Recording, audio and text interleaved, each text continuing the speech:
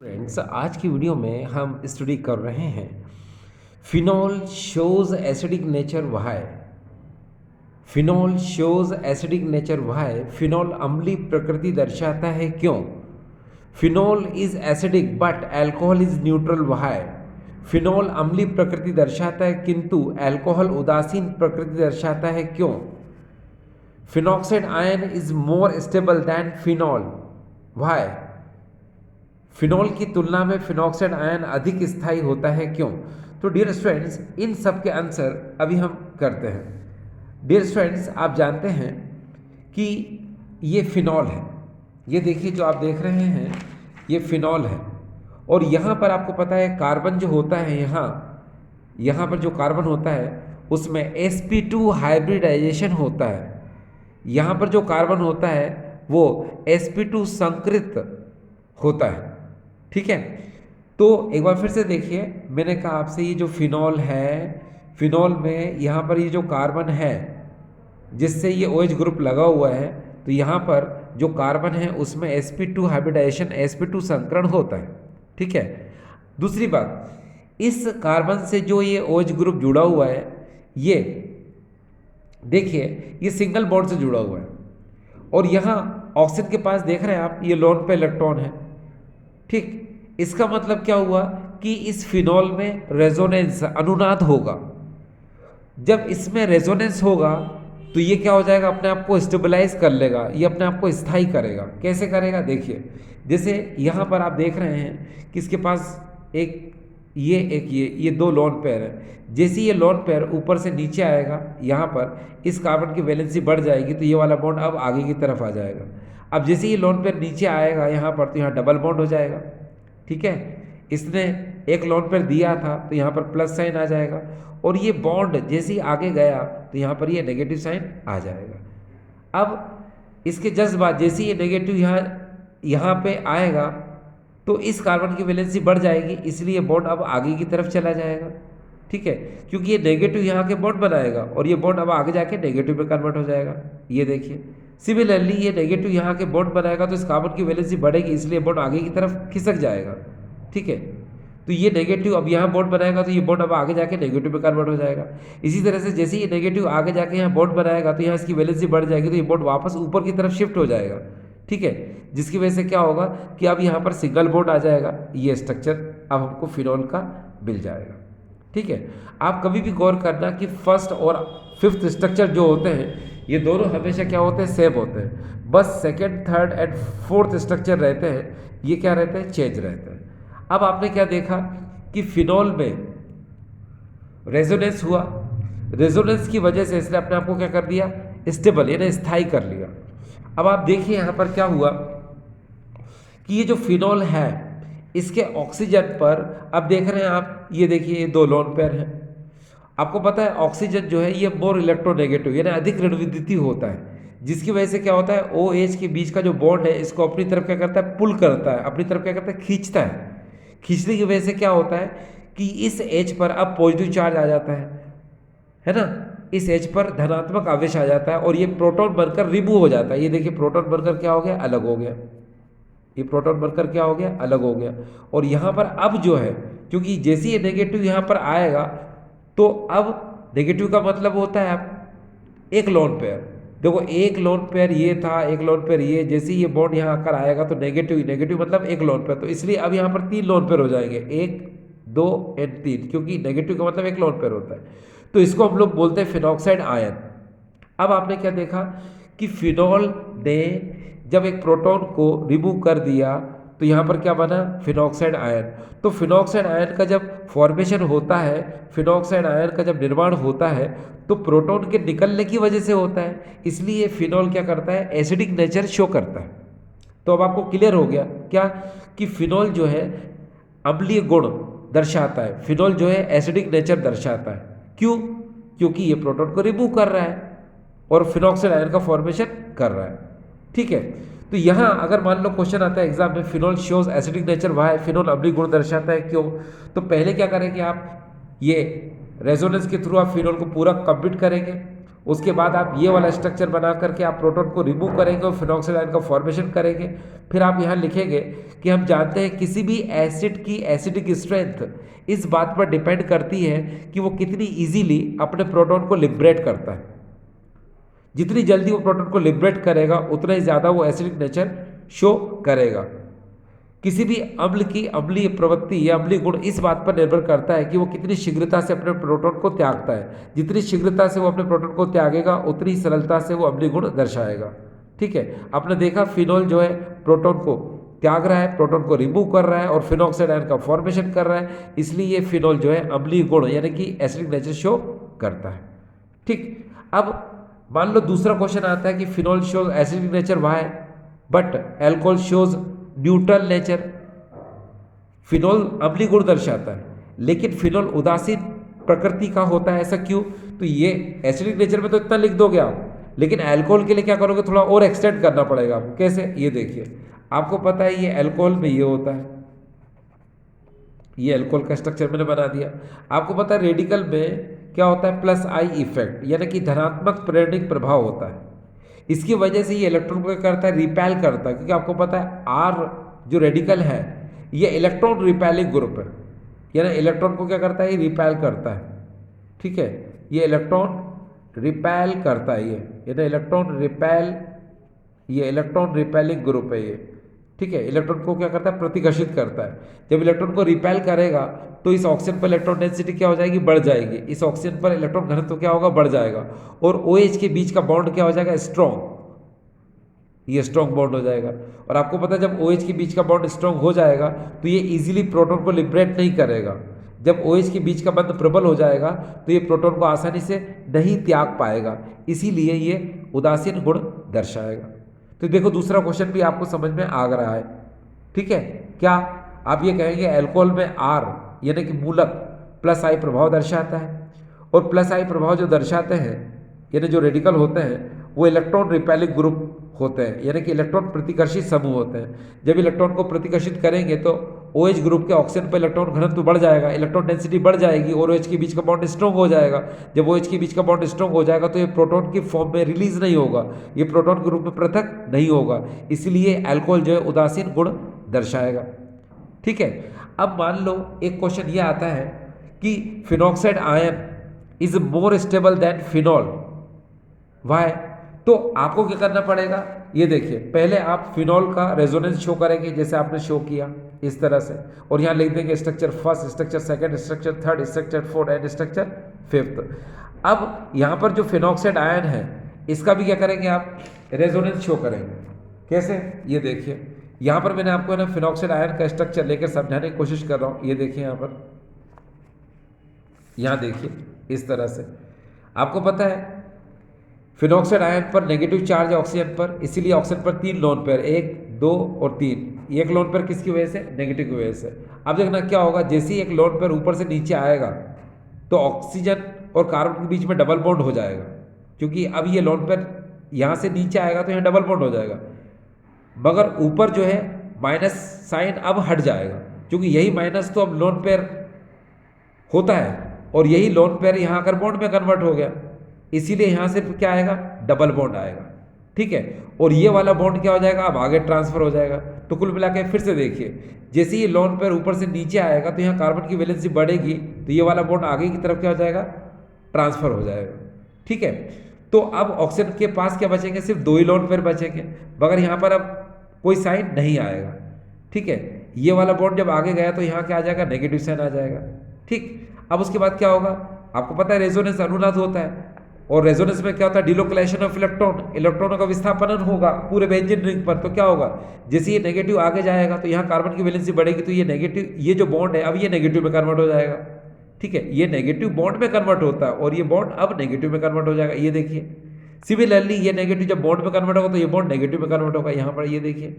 फिर इसी तरीके से ये नेगेटिव जब यहाँ बॉन्ड में कन्वर्ट होगा तो ये बॉन्ड वापस ऊपर जाकर नेगेटिव में कन्वर्ट हो जाएगा, ये देखिए। ठीक है, वापस से नेगेटिव में कन्वर्ट हुआ, फिर से क्लोन पेयर आ गया। तो अब आप इसके स्ट्रक्चर को देखो, सेकंड, थर्ड एंड फोर्थ को देखो। इस सेकेंड, थर्ड एंड फोर्थ में अगर आप ध्यान से देखें इस स्ट्रक्चर को, इस स्ट्रक्चर को और इस स्ट्रक्चर को, देखिए सभी जगह पर एक ही चार्ज है। क्या है? Minus minus minus. देखिए यहाँ पर कोई प्लस साइन नहीं है, सिर्फ माइनस माइनस और माइनस है। किसमें? फिनॉक्साइड आयन में। ठीक है, अगर यही स्ट्रक्चर हम सेकेंड, थर्ड और फोर्थ देखें फिनॉल में, ये देखिए कि फिनॉल का second, third and fourth structure को देखें तो देखो यहाँ प्लस भी है माइनस भी है। ये देखिए यहाँ प्लस भी है माइनस भी है, यहाँ प्लस भी है और माइनस भी। कौन कौन से स्ट्रक्चर में? Second, third and fourth. तो यहाँ पर हम क्या बोलेंगे? हम यहाँ बोलेंगे कि फिनॉल की structure second, third and fourth and phenoxide का structure second, third and fourth का अगर हम कंपेरिजन करते हैं, ये देखिए, तो फिनॉक्साइड आयन में सिर्फ और सिर्फ एक ही चार्ज है, negative. On the other hand phenol में देखिए structure second, third and fourth में प्लस माइनस दोनों है, इसीलिए चार्ज सेपरेशन के लिए ज़्यादा एनर्जी रिक्वायर्ड होती है। आवेश पृथक्करण के लिए अधिक ऊर्जा की क्या होती है? आवश्यकता होती है। तो नेचुरली जब इसमें ऊर्जा ज़्यादा होगी, एनर्जी ज़्यादा होगी, तो ये क्या हो जाएगा? अनस्टेबल हो जाएगा, यानी अस्थायी हो जाएगा। ठीक है, क्योंकि यहाँ प्लस माइनस दोनों हैं। इसको हम लोग बोलते हैं चार्ज सेपरेट करने के लिए, चार्ज सेपरेशन के लिए ज़्यादा एनर्जी रिक्वायर्ड होती है। आवेश पृथक्करण के लिए अधिक ऊर्जा की क्या होती है? आवश्यकता होती है। ठीक है, जब इसकी एनर्जी यानी कि इस फिनॉल की जब ऊर्जा ज़्यादा हो जाएगी, एनर्जी ज़्यादा हो जाएगी, तो ये क्या हो जाएगा? अनस्टेबल, यानी अस्थायी हो जाएगा। और यही कारण है कि फिनॉक्साइड आयन इसकी एनर्जी कम होती है, क्योंकि इसमें सिर्फ एक ही चार्ज है, यानी माइनस माइनस माइनस।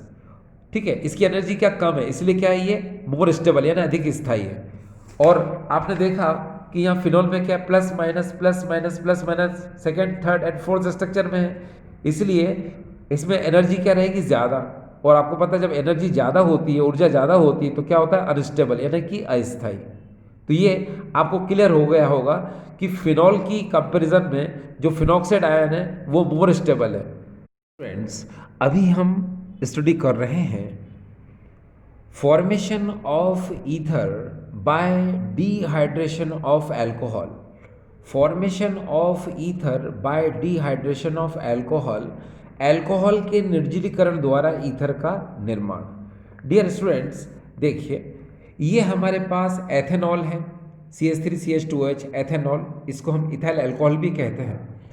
अगर हम यहाँ पर कंसंट्रेटेड H2SO4 की प्रेजेंस में 443 केल्विन पर अगर हम इसको हीट करते हैं इस इथाइल अल्कोहल को, तो हमको यहाँ पर ईथिन मिलता है। कब? जब वाटर मॉलिक्यूल इसमें से क्या होता है? एलिमिनेट हो जाता है। और अगर 413 केल्विन टेम्परेचर हो तो कंसंट्रेटेड H2SO4 की प्रेजेंस में ये डाई इथाइल ईथर का फॉर्मेशन करता है। कब? जब वाटर मॉलिक्यूल इसमें से निकल जाता है। एक बार फिर से देखिए, अगर हम इथेनॉल को कंसंट्रेटेड H2SO4 की प्रेजेंस में 443 केल्विन यानी कि 170 डिग्री सेंटीग्रेड टेम्परेचर पर इसको हीट करते हैं, तो ये यहाँ से OH और यहाँ से H2O निकाल देगा और यहाँ पर हो जाएगा CH2CH2 यानी इथिन का फॉर्मेशन हो जाएगा। ठीक है, और अगर हम 413 केल्विन यानी कि यहाँ पर टेम्परेचर अगर हम 140 डिग्री सेंटीग्रेड कर दें कंसंट्रेटेड H2SO4 की प्रेजेंस में, अगर हम इसको हीट करते हैं तो इसके दो मॉलिक्यूल जो है वो वाटर को एलिमिनेट कर देते हैं। वाटर के अणु को या जल के अणु को क्या करते हैं? निकाल देते हैं, वाटर मॉलिक्यूल को एलिमिनेट कर देते हैं। तो यहाँ पर एथ ऑक्सी ईथेन यानी कि डाई इथाइल ईथर का फॉर्मेशन हो जाता है। अब हमको क्या करना है? इसका ही मैकेनिज्म पढ़ना है, इसकी ही हमको क्रियाविधि की स्टडी करना है। लेकिन उससे पहले ये आपको क्लियर करना बहुत ज़रूरी है कि आखिर इथाइल अल्कोहल से ईथिन का फॉर्मेशन कैसे हुआ और इथाइल अल्कोहल से यहाँ पर डाई इथाइल ईथर यानी एथ ऑक्सी ईथेन का फॉर्मेशन कैसे हुआ। तो देखिए मैं आपको बताता हूँ ये कैसे होता है। डियर स्टूडेंट्स, सपोज हमारे पास इस समय ये इथाइल अल्कोहल है और हम कंसंट्रेटेड H2SO4 यानी सांद्र H2SO4 को हम लेते हैं एक्सिस में, यानी इसको हम ले रहे हैं किस में? एक्सिस यानी अधिकता में लेते हैं इसको। और टेम्परेचर यहाँ कितना होता है? 443 केल्विन यानी कि 170 डिग्री सेंटीग्रेड। ठीक है, तो क्या होता है कि देखिए यहाँ से OH इस कार्बन से OH और इस कार्बन से हाइड्रोजन, ये वाटर मॉलिक्यूल क्या हो जाएगा, निकल जाएगा। देखिए मैं आपको बताता हूँ कैसे। जैसे इस CH3 को, ये CH3 है, इसको अगर मैं लिख लूँ यहाँ CH2 और नीचे लगा दूँ H, और यहाँ जो CH2 है इसके नीचे यहाँ लगा दूँ मैं OH, तो ये H और ये OH यहाँ से क्या हो जाएगा, बाहर हो जाएगा, वाटर मॉलिक्यूल क्या हो जाएगा, निकल जाएगा। तो CH2 के बीच में क्या आ जाएगा, डबल बॉन्ड, ये देखिए, तो इथिन बन जाएगा और यहाँ पर वाटर मॉलिक्यूल रिमूव हो जाएगा, जल का अणु निकल जाएगा। अगर मैं यहाँ पर एक काम करूँ कि इथाइल अल्कोहल को अगर मैं एक्सेस में ले लूँ, यानी इस एथिल अल्कोहल को मैं अधिकता में ले लूँ, लेकिन यहाँ पर अब टेम्परेचर कितना होगा, 140, यानी कि 413 केल्विन। टेम्परेचर का जरूर ध्यान देना आप कि 170 डिग्री सेंटीग्रेड यानी कि 443 केल्विन पर ये इथिन बनाता है। कब, जब H2SO4 को हम एक्सेस में लेते हैं। और लेकिन अगर हम यहाँ पर इथाइल अल्कोहल को एक्सेस में ले लें और टेम्परेचर 413 यानी कि 413 केल्विन यानी कि 140 डिग्री सेंटीग्रेड, तो ये कंसंट्रेटेड H2SO4 की प्रेजेंस में क्या होता है कि यहाँ से OH और यहाँ से H, ये वाटर मॉलिक्यूल क्या हो जाएगा, ये एलिमिनेट हो जाएगा। ये देखिए वाटर मॉलिक्यूल क्या हो गया, एलिमिनेट हो गया। और ये मॉलिक्यूल जब दोनों जुड़ जाएंगे तो CH3 CH2O CH2 CH3 यानी कि C2H5O C2H5 यानी एथ ऑक्सी ईथेन डाईइथाइल ईथर का फॉर्मेशन कर लेंगे। तो ये आपको समझ में आ गया, ठीक है। अब डियर स्टूडेंट बात ये आती है कि अब आपको ये बिल्कुल क्लियर हो गया। क्या क्लियर हो गया, यहाँ पर ये देखिए कि इथाइल अल्कोहल कंसंट्रेटेड H2SO4 की प्रेजेंस में 443 केल्विन पर इथिन बनाता है, और यही इथाइल अल्कोहल H2SO4 कंसंट्रेट लेते हैं तब 413 केल्विन पर डाईइथाइल ईथर बनाता है। तो हमको जो मैकेनिज्म पढ़ना है, क्रियाविधि जो पढ़ना है, वो इसकी पढ़ना है। किसकी, इसकी, यानी डाईइथाइल ईथर का फॉर्मेशन कैसे हुआ, ये इसकी हमको मैकेनिज्म, इसकी क्रियाविधि पढ़ना है। तो हम एक काम करते हैं, पहले आपको इसकी मैकेनिज्म का जो बहुत इंपॉर्टेंट पॉइंट है वो मैं आपको क्लियर कर दूँ। देखिए इसके मैकेनिज्म में जो NCERT में एक पॉइंट है वो बहुत इंपॉर्टेंट है, ये आपको इतना समझना पड़ेगा। वो ये है, the formation of ether is a nucleophilic biomolecular reaction SN2 involving attack of alcohol molecule on a protonated alcohol.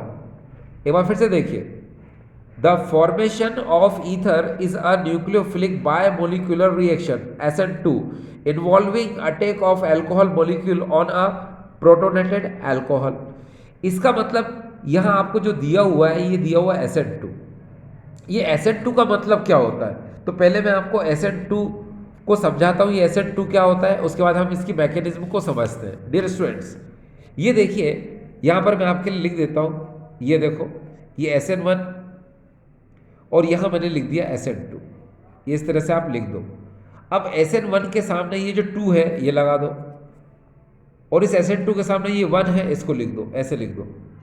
फिर यहाँ पर स्ट्रेट लाइन खींच दो ऐसे, फिर यहाँ पर क्रॉस लाइन भी खींच दो ऐसे, ये इस तरह से, ठीक है।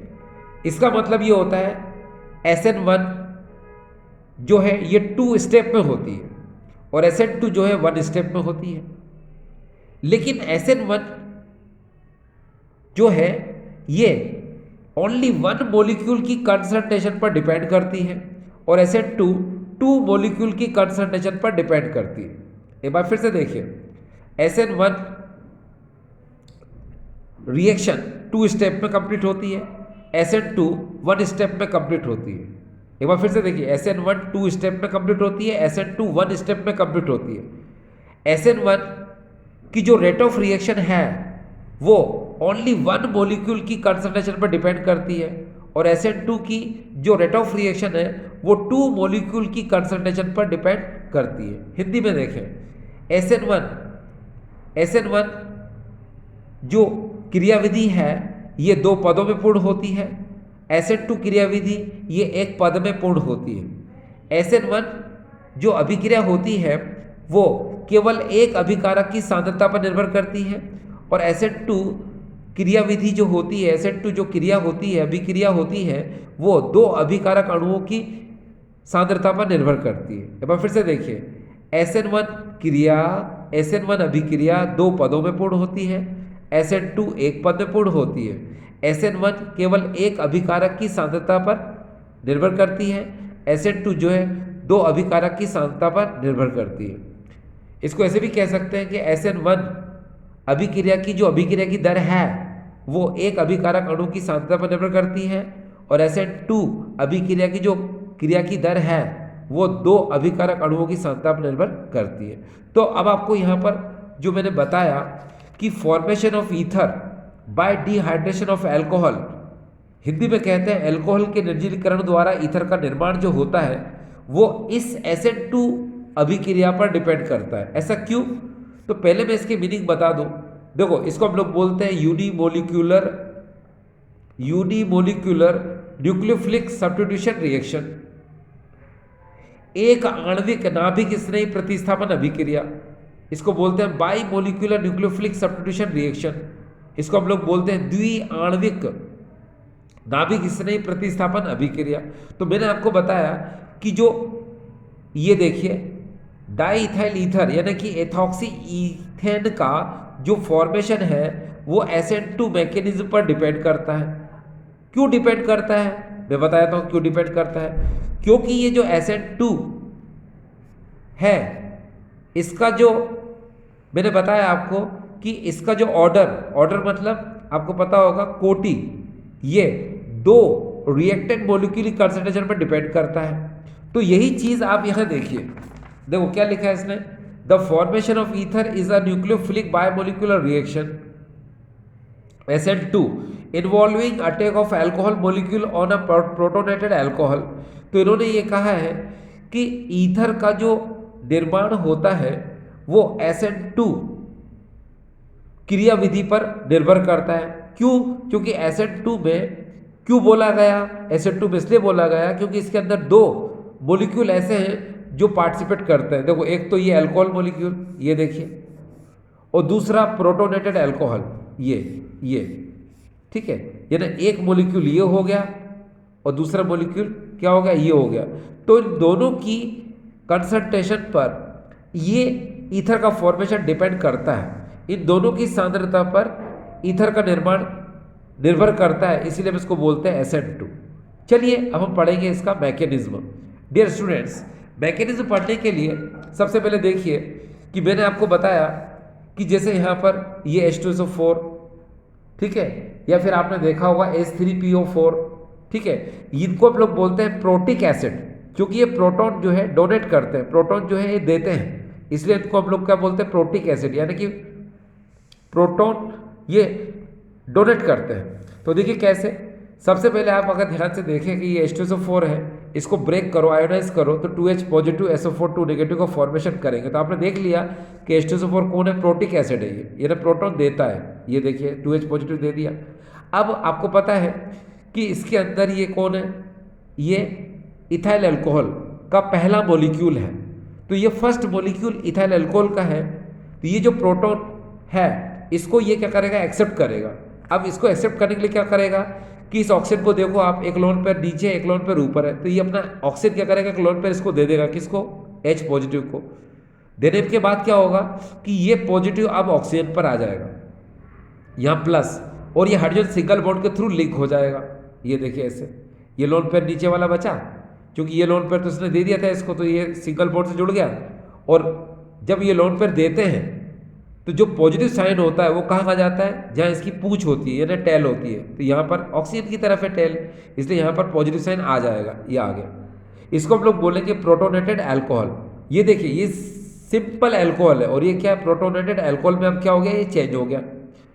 अब ये जो प्रोटोनेटेड अल्कोहल है, तो ये प्रोटोनेटेड अल्कोहल क्या करता है, जो दूसरा एथिल अल्कोहल मॉलिक्यूल है, क्योंकि फर्स्ट वाला एथिल अल्कोहल मॉलिक्यूल तो कन्वर्ट हो गया किसमें, प्रोटोनेटेड अल्कोहल में। अब ये जो दूसरा वाला अल्कोहल है ये, और यहां से आपको क्या मिला, प्रोटोनेटेड अल्कोहल। तो ये दोनों मॉलिक्यूल देखो किस स्टेप में आ गए, सेकेंड स्टेप में, ठीक है। इसीलिए इन दोनों के रिएक्शन पर ये ईथर का फॉर्मेशन डिपेंड करता है। तो इसीलिए हम इसको बोलते हैं SN2 रिएक्शन, क्योंकि इसकी कंसंट्रेशन और इसकी कंसंट्रेशन दोनों पर डिपेंड करता है। अब देखिए कैसे, मान लो अभी ऑक्सीजन कहां पर है, ऑक्सीजन, माफ करना, अभी पॉजिटिव कहां पर है, इस ऑक्सीजन पर।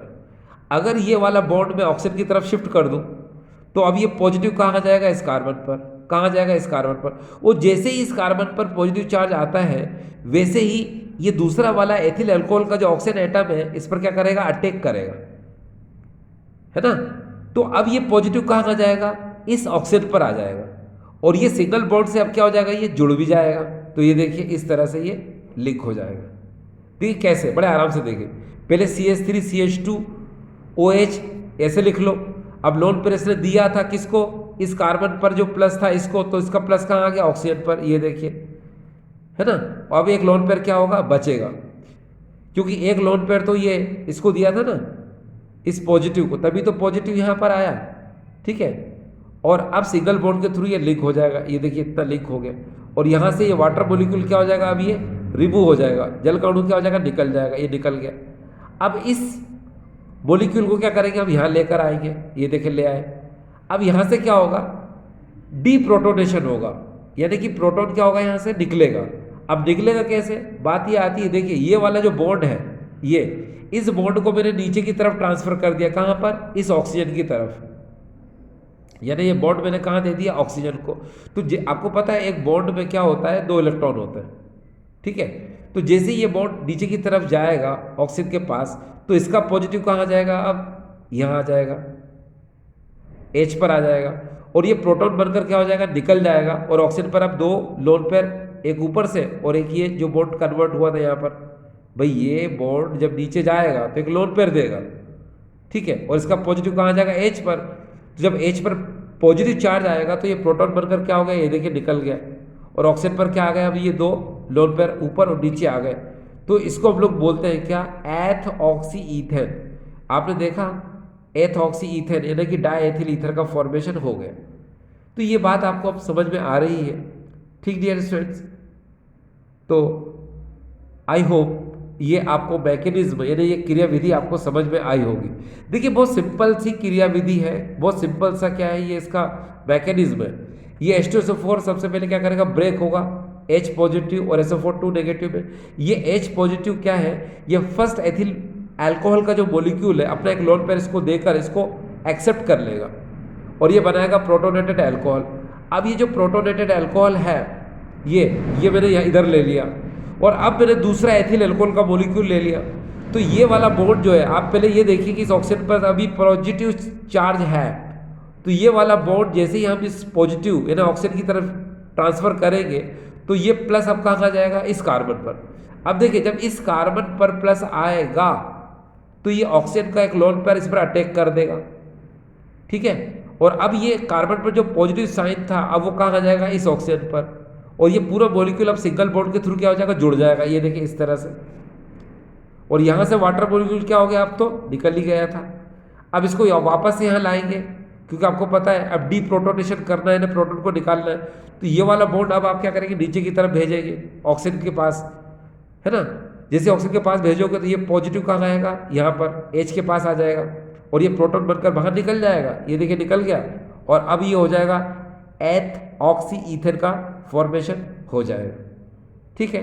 तो आई होप डियर स्टूडेंट्स ये आपको समझ में आया होगा, ठीक है। Thank you.